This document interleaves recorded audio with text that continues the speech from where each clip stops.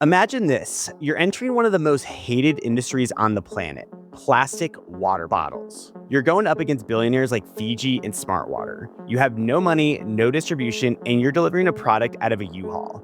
By all logical standards, this business should fail. But Ryan Emmons didn't just build a water company, he built a mission. He bet everything on a triple bottom line: people, planet, profit. Believing that in a crowded market, consumers would pay for something that actually stood for something. Today, Waiakea is one of the fastest growing premium water brands in the world. And I'm Ryan Atkinson, and you're listening to the podcast where we uncover the secrets of building and running successful businesses. Ryan is here to prove that purpose isn't just charity. It's the ultimate competitive advantage that helps you grow faster and last longer. So from one Ryan to another Ryan, I am super excited to have you. So Ryan, thank you so much for coming on. Yeah, Ryan, appreciate you having me. By the way, really quickly, have you seen that they have like Ryan conventions now? Have you seen this? It's gone There like was viral. actually one in, so I'm based in Austin, Texas. There was one in Austin recently, and I really wanted to go with one of my friends that's also named Ryan. I haven't been yet, but yes, that is on top What are they? of my What are they list. called again? I think. The Ryan meetups or something. Yeah, I Ryan don't know. meetups. I keep on getting sent by all my friends. I'm like, guys, like, okay, come on. But it is pretty hilarious. Thanks for having me, man. Yeah, thank you for coming on. And one of the important parts is, hey, if that's in California someday, we're going to be right in your backyard because you grew up between Santa Barbara and Hawaii. Talk to us about growing up there, like kind of going in between two. Obviously, that's an interesting environment that you're in with the culture. How'd that plant the first seeds of purpose and how you see business? Yeah, I mean, it's interesting because there's actually it's not just me that have a lot of ties between both places. There's a lot of people, Jack Johnson is a perfect example, but for some reason, a lot of people, kind of gravitate towards, if you're in Hawaii, I think there's a lot of things to love, obviously, about Santa Barbara and vice versa. Surf culture is obviously a big sticking point, but, the active lifestyle that both places really kind of embrace and promote healthy living. On the environmental side, Santa Barbara birthed the Earth Day movement, was one of the first cities to have, industrial composting and recycling for the High Five program. Those are things that Hawaii still does not have, even though Hawaii brands itself as kind of the environmental leader. Realistically, we have to catch up, and that's some of the things that we're kind of working on across the spectrum. But yeah, I feel really, really blessed. I spent basically my entire life, I've been, splitting my time, lived in Hawaii for many, many years, lived in California for many, many years, and have family in both places. And those are both my homes. Give us the high level overview for listeners that are tuning into the first time to you, Ryan, what exactly Waiakea is and what you guys are doing. I have a great visual on your website. You guys have a website. I love your website. But yeah, talk to us, give us the 15, 20-second overview of what you do. And then we're going to talk really about how you built this and how other people can as well. Waiakea is really kind of a brand that was designed to be a catalyst for beverage towards better environmental and social impact standards. But it first starts with you can't be a beverage unless you have amazing contents within the bottle. And so, our water is sourced at the base of the Mauna Loa volcano. So kind of the origination story of the water. It gets filtered to about 14,000 feet of porous volcanic rock. And that kind of unique filtration process enriches it with all these trace minerals, makes it naturally alkaline, daily recommended intake of silica, which is great for your hair, skin, nails, and gives it kind of a really smooth mouthfeel. And so, first and foremost, we're really lucky we have the access to this incredible source, but we also do so. And within our charter is a commitment to use, very, very little of the sustainable yield.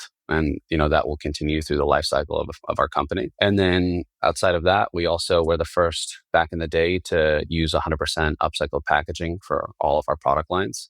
We pioneered and commercialized the use of 100% rPET. And, we've kind of continued to iterate on the way. We'll be announcing the launch of the world's first algae-based inks on our packaging, so carbon negative inks. And Waiakea is a founding partner in what will be hopefully Hawaii's first end-to-end recycling facility.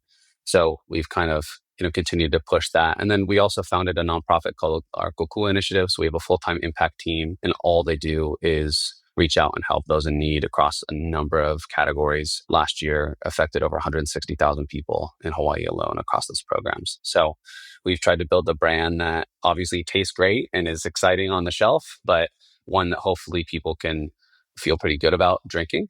If they choose that, I'm not throwing, you don't have to drink bottled water. that's totally fine. But for those that they're seeking taste or seeking, mineral composition, I want to be that kind of guilt-free option where they can feel really good about their purchase. And, I think we've been able to stay true and really authentic over the last almost 13 years. It sounds like the story and like the purpose of like what you guys are doing here is, like kind of like your competitive advantage in a sense as well. Talk to us about like the importance of, building something that is purpose driven compared to just like, a for profit where like you're chasing money right away. Why is it important as like a foundational level for first time entrepreneurs to like have something that is like purpose driven? I encourage entrepreneurship in general because you're going to create jobs. I think that entrepreneurs are really important to the economy. I think there are a lot of advantages to being purpose built, outside of like creating a lifestyle brand that sometimes like people don't talk about. And like one of them is, I think for like my employees and my team, I think understanding and seeing consistently all the work that we do, we elevate our impact KPIs are elevated. My director of Kokua is in a leadership position, and we are looking at those KPIs as critical numbers every quarter and every year. And so I think in terms of like reducing, we don't really have people leave. And so the loyalty we get from our employees because they're able to not only get paid well and have good benefits, but also feel really good about what they do because of the impact work pays dividends. Like that honestly alone. But yeah, I think ultimately it just also allows obviously customer loyalty. So I think, there's plenty of brands where, if it's just taste or it's just design, but I think we stand out in terms of everything that we do. And that's why, people typically that start with us, they stay with us. I think those are like two huge differentiators in a category that's super, super competitive. You have to have both of those things. You have to have the best team. You have to have repeat purchase. So I think those are two ways for sure. Yeah, that's what I wanted to ask as well, because like CPG, like water bottles, like I could go to the grocery store right now and there's hundreds, or I don't know if hundreds. There's a lot of options when it comes to water bottles. So like, having like the good team and all that, it's like great, but like how else do you like stand out really in like the CPG space when you're going against someone that's a Dasani? I think Dasani's owned by like the Cokes of the world, or they have $1 billion budget or whatever it is. Like how do you like really stand out for a first time entrepreneur that's like wants to build some sort of like CPG brand?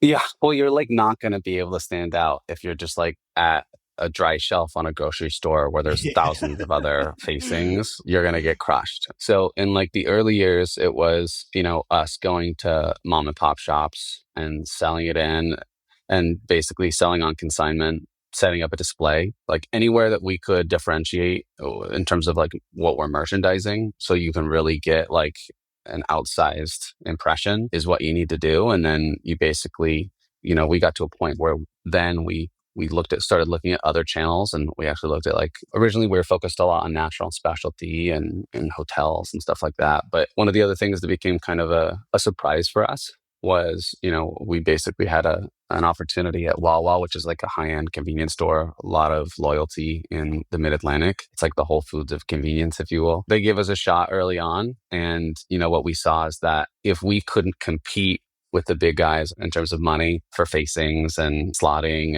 and big promo dollars, if we just could focus on certain retailers where we had set space and every other brand also had a set amount of facings. So we were really like, it was more equal footing. That really became our case study of like, hey, if where we have the same amount of facings, we're doubling them in velocities per store per week. And so we kind of shifted, and that kind of started to be the focus because we couldn't afford to spend the money that all the big brands were. The little guy kind of gets shafted in the beverage world, slotting fees and these things to get into retailers. Oftentimes the big guys, that same amount of slotting that Waiakea would have to pay, the big brands are paying across all of their portfolio beverages. This is just like one example. So you kind of have to really pick and choose where you're going to focus on, where, again, there's a more even playing field where you're going to be able to have a more efficient use of allocation of resources. Are you working a 9-to-5 but dream of entrepreneurial freedom? Look no further than the Upflip Academy, the #1 entrepreneurial platform with 20 plus step-by-step courses taught by active business owners, live workshops, hands-on skill training, a business idea database, and a thriving entrepreneur community to keep you accountable. Click the link in the description below to join the Upflip Academy today and make this the year you stopped dreaming and started building your business without guesswork. Yeah, well, give us kind of like that masterclass as well there of like how, like, if someone's going to start a CPG brand and they're going to go to the mom and pop shops or even the local convenience store or whatever, like, how do you like do it well where you can approach them and say, hey, like, we're just getting started out. Well, like, you put our like drinks in your store. Like, is there like what's a good tip for us right there on like how to do that effectively?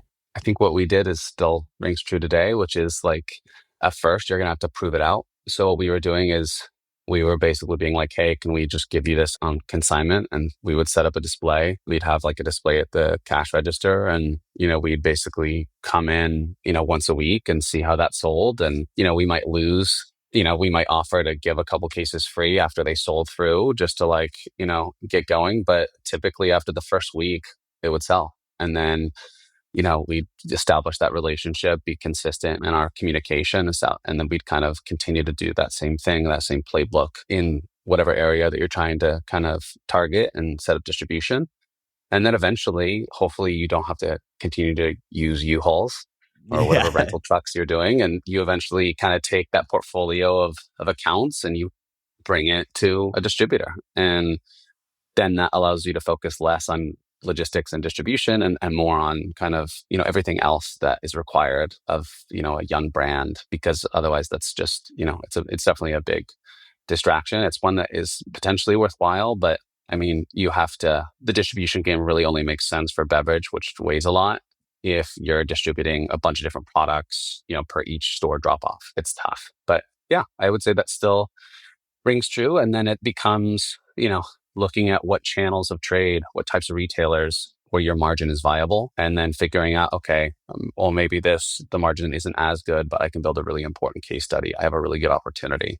And you're looking at it in the kind of a long-term strategic mindset for those use cases, but you still got to be really mindful on margin. The important part to me that you smiled about is the U-Hauls. Tell us like about renting the U-Hauls and like delivering like bottoms yourself. Because what I love about this story here is like this is truly like, entrepreneurship like 101, like hustle like 101 that like everyone has to go through. So tell us more about like the U-Hauls and like delivering them yourself. We were basically self-distributing in Hilo, where we're based, and LA was our first mainline market.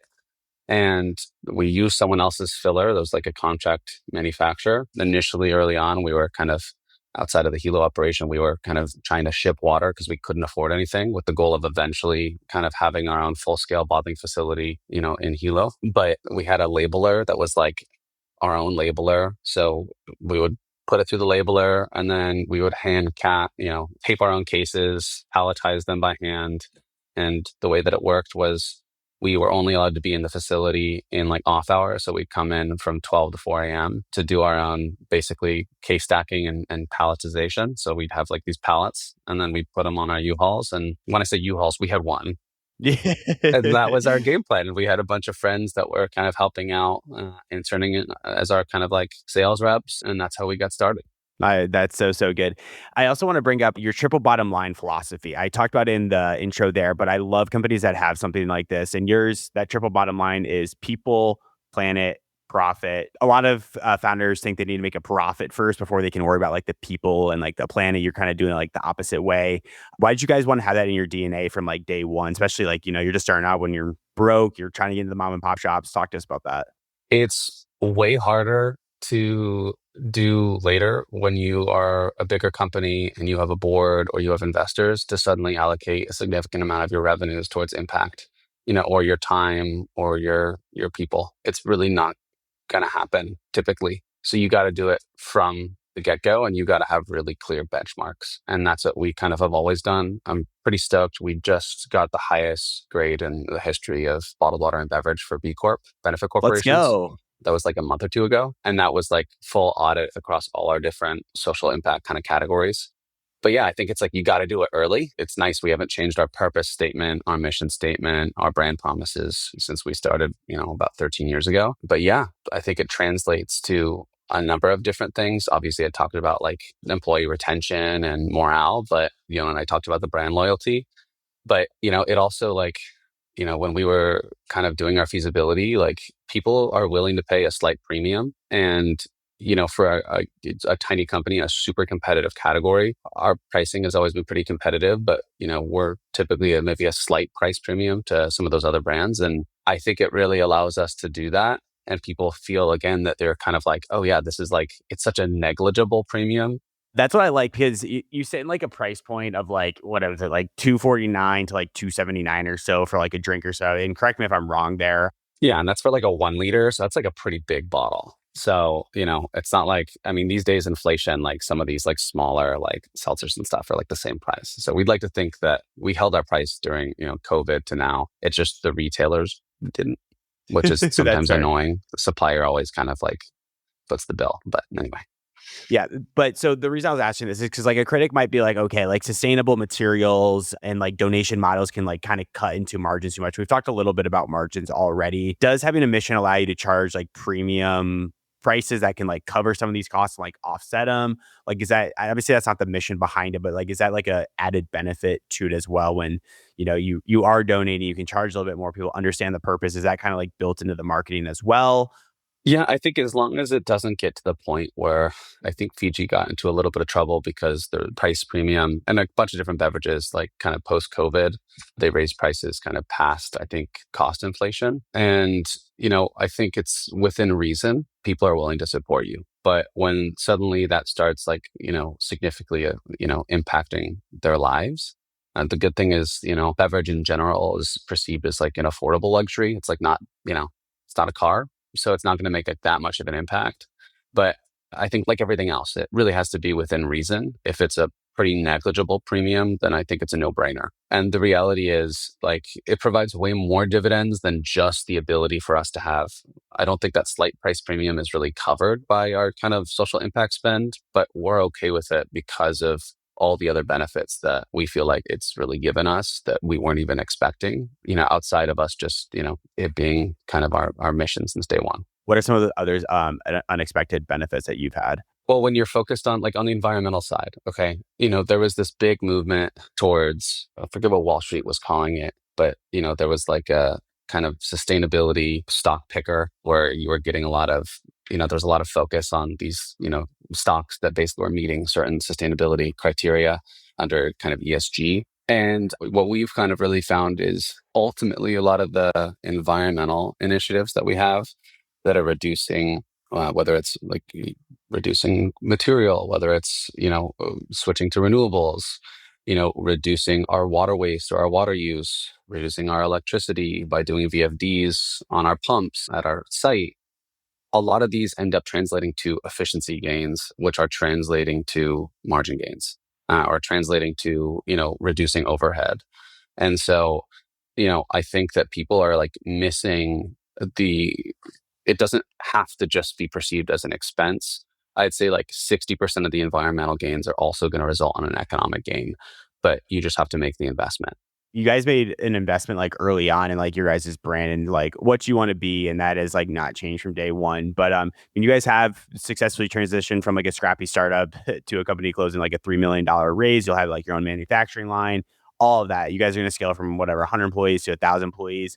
How do you ensure that mission doesn't get like diluted as you grow bigger? Because obviously more people, you got to kind of communicate it more, maybe. I mean, how are you guys envisioning that? Because like you guys are so purpose driven. I do think that'll stay the same. But as a CEO, like how do you ensure that stays? We reincorporated as a public benefit corporation. And so now in our bylaws, we have a certain commitment that aligns with our B Corp score. So kind of a lot of those standards in terms of our percentage use of the daily sustainable yield of our aquifer and aquifer system, our consistent commitment towards the use of recycled content across our packaging and looking at LCAs. If that means over time, there's randomly a packaging that ends up being a better solution in terms of life cycle assessments, we'll take a look at that. That's kind of, again, that's in our bylaws and so our management team, basically there's protections where our management team, by staying to that commitment, can't just get like fired over paying a slight premium to maintain those standards. And so I think I feel pretty good about kind of what we've been able to do there with our bylaws. I think that's like pretty much the most that you can do. So yeah, I think us reincorporating and doing that, and kind of we'll continue to publish this, public B Corp score, so you can look into everything that we're doing. anyone can right now. I think that transparency is what will enable us to be consistent.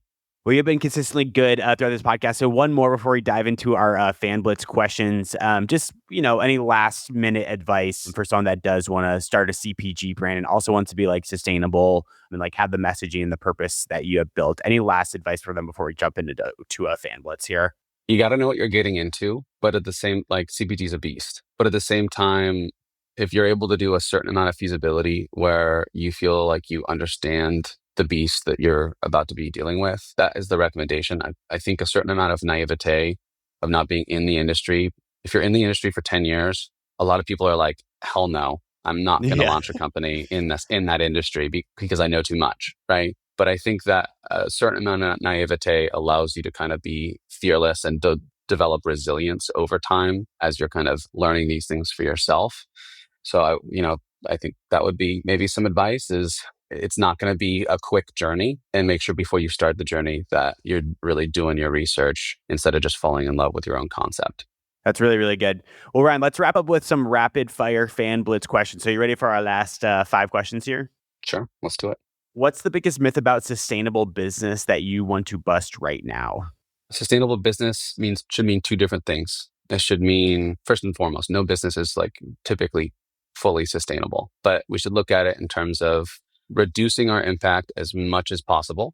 Okay. And potentially offsetting that with, positive impacts, which can be across, multiple categories. So you need to design a business that is able to consistently generate impact while also stand on its own 2 feet and support its employees and its community, potentially for decades to come. That's what we should be designing businesses like that. Number 2, if you had to start a new purpose-driven brand tomorrow with $500, what problem would you solve? I'm already working on this. It's going to be more expensive than $500. But from a concept perspective, I think it's really hard. I don't want to say that you can start a business with $500. In terms of the things, just the categories that I'm at least exposed to, I think you can definitely do a lot of really good research. I think you can do a lot of things for free. You can raise money for free, but you're going to have to probably raise money, figure out loans, or utilize your savings. $500 is tough. I remember back when I was doing an entrepreneur program, we started with $20 and it was how much money could you make in 2 weeks? And we won that, but we won that by doing a fundraiser at the local bar. So, so it's definitely tricky, and I just want to be transparent there. One of the things that I am working on, which I'm excited about, which just I think requires a really good partnership with really talented individuals, is we are working on kind of these micro hydro turbines that basically are an alternative to traditional dams, which have much bigger environmental impacts. These are like 3 by 4 foot little turbines that can go in any perennial stream that's like 3 feet deep. That's something that realistically, the prototype isn't that expensive. And the reason why I bring that up is because there's a lot of things that you can do. There's a lot of great ideas, but $200 to $500, I think you can start potentially an e-com business. You can do, but it just depends. In my world, it's tough to be able to accomplish things with that.